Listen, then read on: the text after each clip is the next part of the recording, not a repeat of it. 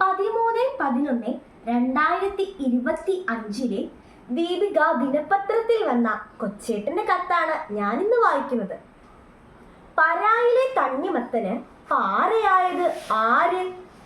സ്നേഹമുള്ള DCL കൂട്ടുകാരെ, ഇന്ത്യയുടെ പ്രതിരോധ മന്ത്രിയായിരുന്ന മനോഹർ പരീക്കറുടെ ഒരു അനുഭവക്കുറിപ്പ് കഴിഞ്ഞ ദിവസം വായിക്കാനിടയായി. അദ്ദേഹം ഗോവയിലെ പര എന്ന ഗ്രാമത്തിൽ നിന്നുമാണ് ഇന്ത്യയുടെ പ്രതിരോധ മന്ത്രി സ്ഥാനത്തേക്ക് ഉയർന്നത്. പരാദേശവാസികൾ പരീക്കർമാർ എന്നാണ് അറിയപ്പെടുന്നത്. മനോഹറിന്റെ പേരിനോടൊപ്പം പരീക്കർ എന്ന് വരുന്നതും അങ്ങനെയാണ്. പര വില്ലേജ് പ്രസിദ്ധമായത് അവിടുത്തെ മധുരമുള്ള വലിയ തണ്ണിമത്തൻ വഴിയാണ്. പരായിലെ ഏറ്റവും വലിയ ഉത്സവം തണ്ണിമത്തൻ തീറ്റ ഉത്സവമാണ്. മനോഹർ പരീക്കറുടെ ബാല്യകാലം തണ്ണിമത്തൻ ഉത്സവ മധുര ലഹരിയിൽ മുങ്ങിയ ഓർമ്മകൾ നിറഞ്ഞതാണ്. തണ്ണിമത്തൻ കർഷകർ വിളവെടുപ്പിന്റെ അവസാനം വില്ലേജിലെ എല്ലാ യുവാക്കളെയും കുട്ടികളെയും വിളിച്ചു കൂട്ടിയാണ് തണ്ണിമത്തൻ തീറ്റ ഉത്സവം നടത്തുന്നത്. പങ്കെടുക്കുന്ന എല്ലാവർക്കും മതി വരുവോളം തണ്ണിമത്തൻ കഴിക്കാം. അതുകൊണ്ട് തന്നെ ബാലതലമുറ തണ്ണിമത്തൻ ഉത്സവം വരുന്ന ദിനങ്ങൾ എണ്ണി എണ്ണി കണ്ണിൽ എണ്ണയൊഴിച്ച് കാത്തിരിക്കുമായിരുന്നു.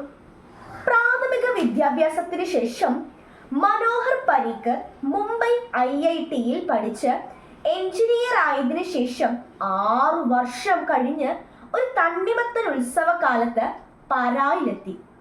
അവിടുത്തെ കാഴ്ച കണ്ട് അദ്ദേഹം സ്തബ്ധനായി. പ്രശസ്തമായ പരായിലെ തണ്ണിമത്തൻ ചന്തയിൽ തണ്ണിമത്തൻ ഇല്ല. ഉള്ളത് വളരെ ചെറിയത്, അതിന് മധുരവുമില്ല. കാരണമറിയാൻ പരീക്കർ തണ്ണിമത്തൻ ഉത്സവം നടത്തിയിരുന്ന വലിയ കർഷക പ്രമാണിയെ പോയി കണ്ടു. അദ്ദേഹം പറഞ്ഞു, 5 വർഷമായി എൻ്റെ മകനാണ് തീറ്റ ഉത്സവം നടത്തുന്നത്. പിന്നീടാണ് തണ്ണിമത്തൻ ഇല്ലാതായതിൻ്റെ കഥ പരീക്കർ അറിയുന്നത്. മുൻപ് തീറ്റ മത്സരം നടത്തിയിരുന്ന നല്ല കർഷകർ കുട്ടികൾക്ക് തിന്നാൻ കൊടുത്തിരുന്നത് ഏറ്റവും വലിയ, ഏറ്റവും മധുരമുള്ള, മികച്ച ഗുണനിലവാരമുള്ള തണ്ണിമത്തനായിരുന്നു.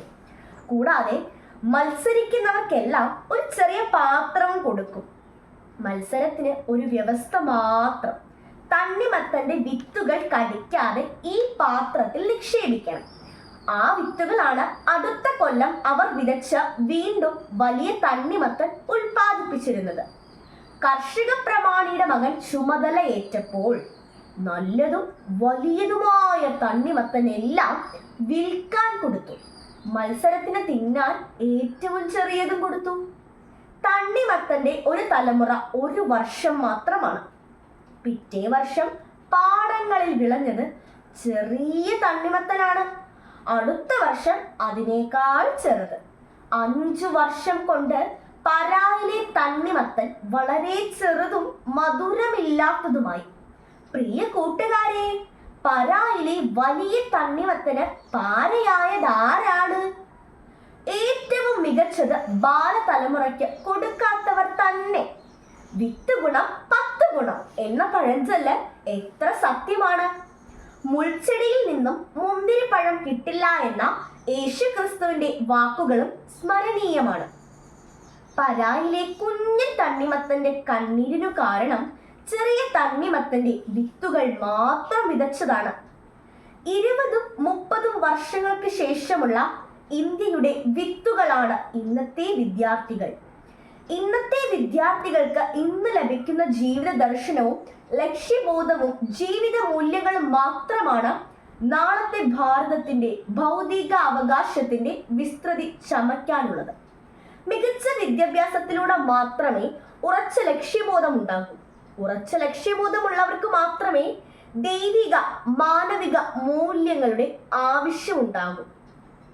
തെളിഞ്ഞ രാഷ്ട്രസ്നേഹവും പൗരബോധവും ഭരണഘടനയോടുള്ള ആദരവും നമ്മിലൂടെ നാളത്തെ നല്ല ഭാരതത്തെ പണിതുയർത്തും. ഇല്ലെങ്കിൽ അഖണ്ഡ ഭാരതം ജാതി, മത, രാഷ്ട്രീയ, ഭാഷ, ദേശ ഭിന്നതയുടെ പ്രചണ്ഡ പേമാരിയിൽ ഛിന്ന ഭിന്നമായി തീരും.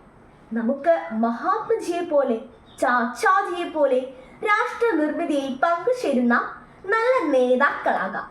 വലിയ ആദർശങ്ങളുടെ, ദർശനങ്ങളുടെ, മാനവ വിഭവശേഷികളുടെ ഉടമസ്ഥരാകാം. എല്ലാവർക്കും അർത്ഥപൂർണമായ ശിശുദിനാശംസകൾ. സസ്നേഹം, സ്വന്തം കൊച്ചേട്ടൻ.